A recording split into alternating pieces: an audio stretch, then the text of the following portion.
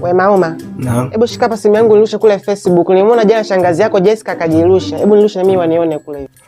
Alafu nasikia Mauma ukimeta hapo kumpositia mama yako hoja hapo nisaidie kutoa password kwenye simu yangu. Nimeshasahau kabisa si ni ngapi.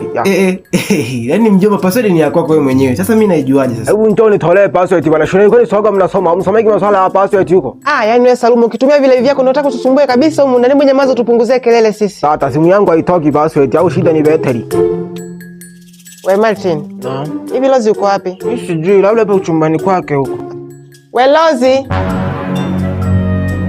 Lozi.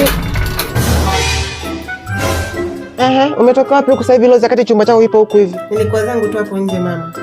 Nje gani? Mama wewe anakudanganya hata nje akwepo. Maana mimi sikukuona nje. Mbona nafikiri nilikuwa wapi nyuma yako?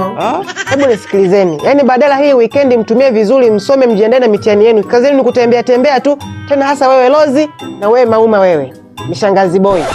Alafu mama umeongea kuhusu mishangazi umenikumbusha kitu na ushuhuda hapa. Ushuhuda gani wewe mwanangu mzuri, hebu ongea. Yaani udogo akilopoka kitu leo na mvunje meno mbele ya mama yake. Au acha tu nisiongee kwa sababu mimi nimeumbwa kunyamaza. Bahati yake huyo mtufu denge. Naam, za majina katika habari za matukio. Kijana mmoja anayehusishwa na kesi za kutembea na mishangazi atafutwa pia na jeshi la polisi baada ya kijana huyo kujihusisha na mahusiano ya siri na walimu wake wa shule anayosoma, ambao pia walimu hao wana umri mkubwa tu kama wahenga. Aidha pia kijana huyo mwenye upiru mwingi na mzito kilo 150 ahusishwa kutembea na mke wa mchomelea mageti wa mtaani hapo, ambapo mzee huyo mchomelea mageti aapa kumtafuta na kumfikisha katika vyombo vya dola. Wewe si Mauma wewe. Mama ni taifa habari, tutapaswa kuiamini.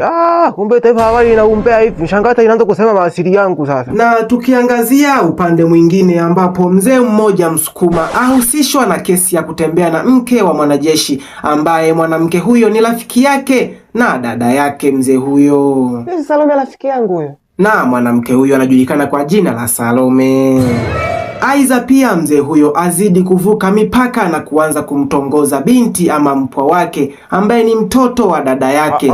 Hapana, sijawahi kuvuka mikapa kiasi hicho mimi. Goodbye. Nisikize tata kile. Huyo ni mimi lakini sio mimi, nakataa kabisa. Unanichosha. Mimi sijui niwafanye nini jamani. Mama unakosa kuwafanya au mimi nikufundishe usikie. Wewe kaa kimya na hizo pua zako zilivyo wazi kama milango ya fahamu. Sasa nisikilize, nenda kule chumbani kwangu kuna 30 meza nikaichukua kanunua mafuta ya petroli ya 30. Nje nichome hizo nyumbu zote, nataka nibageuze jehanamu.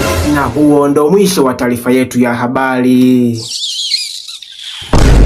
Kwisha wewe. Kwisha mimi. Kwisha kabisa. Telea pote.